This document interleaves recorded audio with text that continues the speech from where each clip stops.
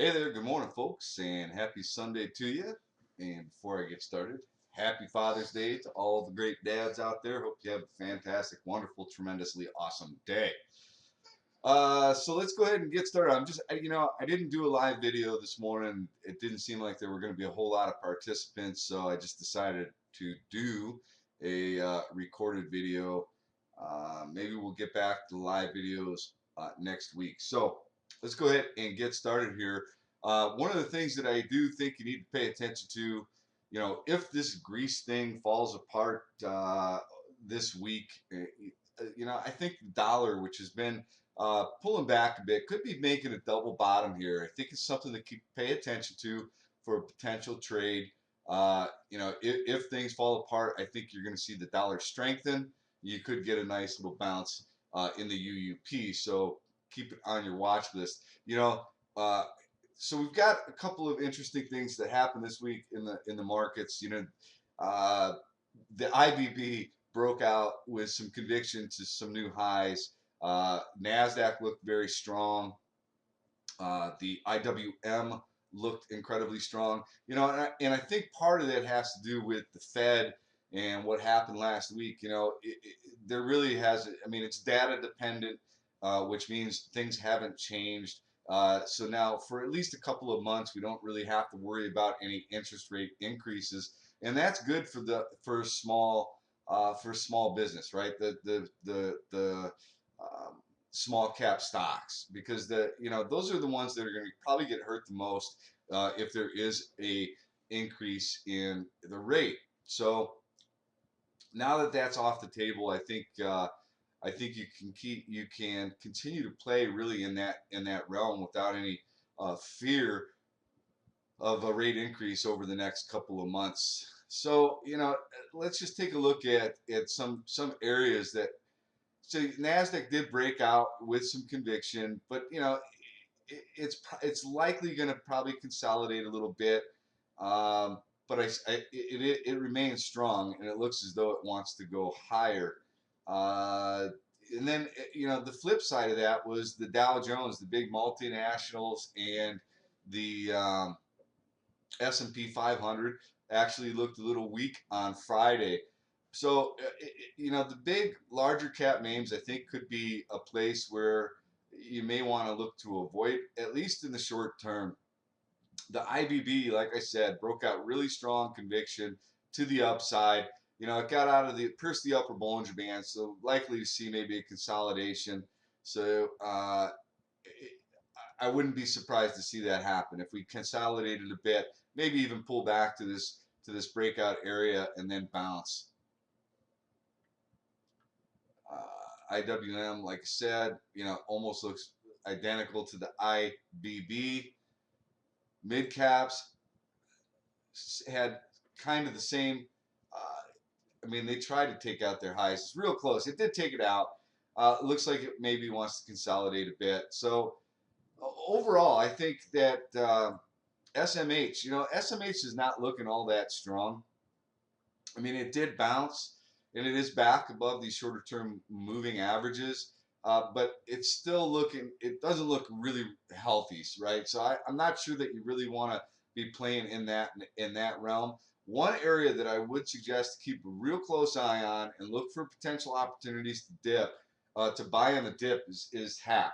All right, so FTNT, FireEye, WYY. Zixi. There's a lot of names within that realm that I think if you get a pullback, that's going to present opportunity to get involved. This is going to be a hot sector for a long time to come, in my opinion. And I know the valuations are getting up there for a lot of these stocks, but I'm telling you, man, with the more hacks that we have, the more the more you're going to see the government buying, contract announcements and so forth and so on. I really think this is a hot sector that you have to be involved in for the long term, and you need to be looking at it for areas to enter on pullbacks.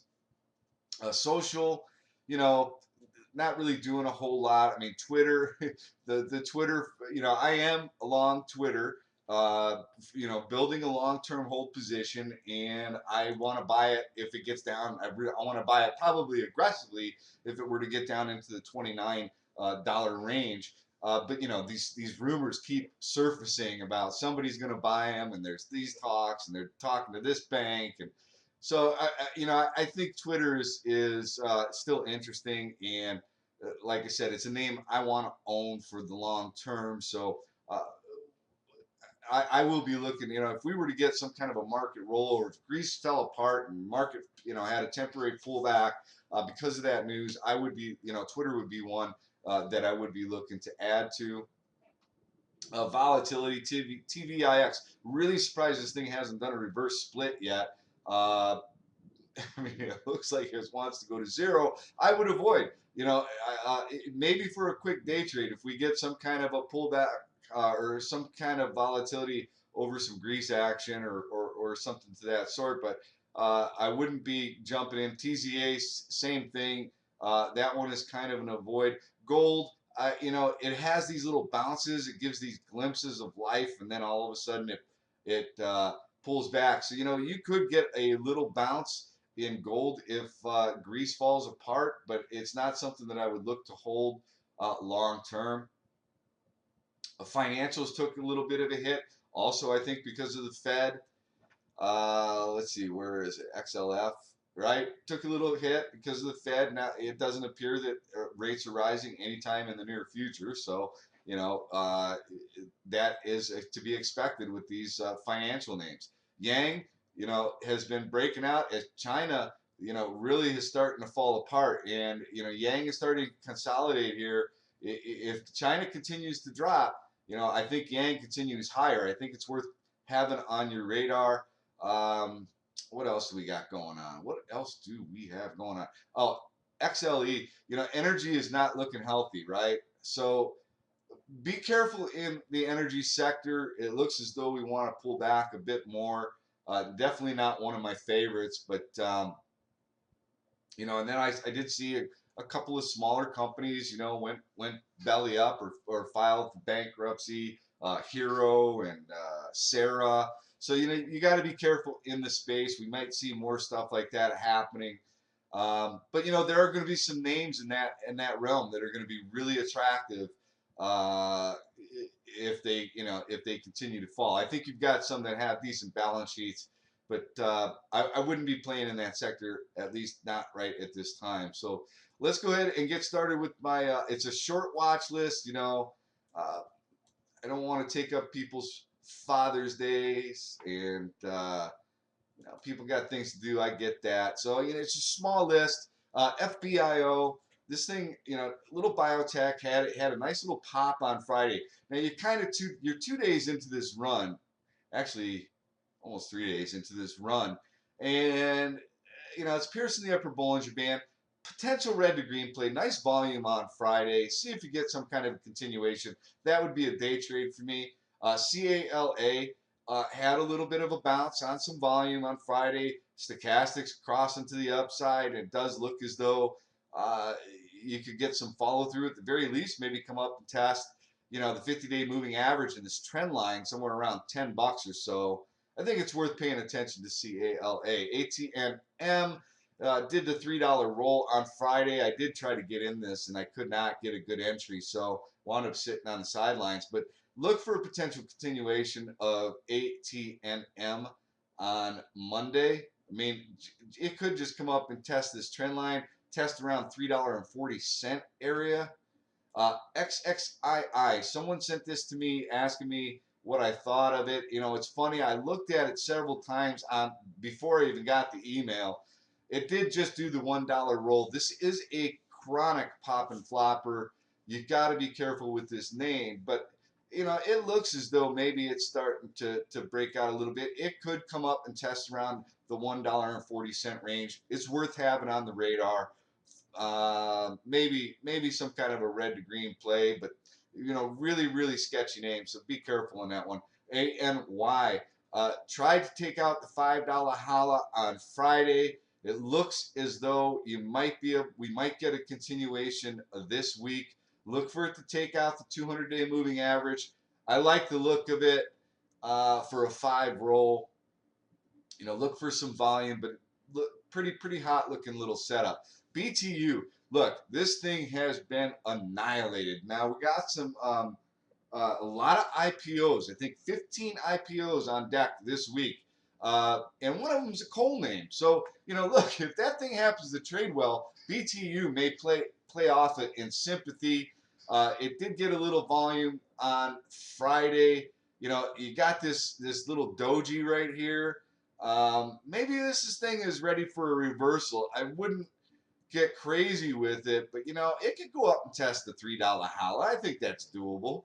So worth keeping an eye on BTU for a potential day trade. NDRM got a nice look to it. Another kind of low floater biotech. Recent IPO. I mean, it IPO'd and had this huge spike, and then it's been consolidating around this. Look for a takeout. 1630, 1640. I think go easily. It might want to go back up and test that $19 holla. I think it's worth paying attention to NDRM. PLXW had a little bit of a pop. I mean, it had this big run, right? And it's over all the moving averages now, consolidated a bit, lower volume pullback. Looks like maybe we're getting ready to curl to the upside. Testing the trend line. Look for it to take that out for some continuation next week. AMD. Now, this one's already had a nice little run. It broke out of this base right here that it's been sitting in for a while, but there's a lot of chatter. There's been some option activity in this name, and then there was just an article that came out after the close that they may be looking to, break off a division. Kind of interesting. Looking to test this trend line. Maybe comes up here, test the 200-day moving average. I think it's a potential $3 test. Worth keeping an eye on. AMD. TNK, shippers in general, DSX, Fro, TNK. Some of the shippers look pretty interesting, and look for TNK to take out the $8 holla, which is 52-week highs. It's in a pretty nice uptrend. Looks as though we had a little bit of volume. We got some accumulation going on here. I think TNK is interesting, probably more for a swing. XOMA, testing the 200-day moving average. Looking for a 4 roll, $4 holla, and break over the 200-day moving averages. It's kind of hot looking. Looking for it to do something next week, especially if bios stay hot. ISNS, this is a really thin stock. You got to be careful here, but it has had some big pops in the past, right? This ran with Taser and DGLY. But, it's broken up over all these moving averages. You're getting ready for a golden cross. Oh, you guys, golden cross. Wow. Flagging out a little bit. Look for some volume to get involved in this thing. But if it gets some real volume off some kind of a news announcement, this thing could go. And I would take it for a day trade. SNMX, I've been watching this thing coil up for so long. Specialty chemicals. I think that one of the IPOs that's coming out this week is a specialty chemical company. This could participate in sympathy. I'm looking for it to take out the 200-day moving average. We'll see. Take out this trend line, break over 200, at least $6 test, $6 holla. CERS, hot looking daily, right? Big pop, consolidating.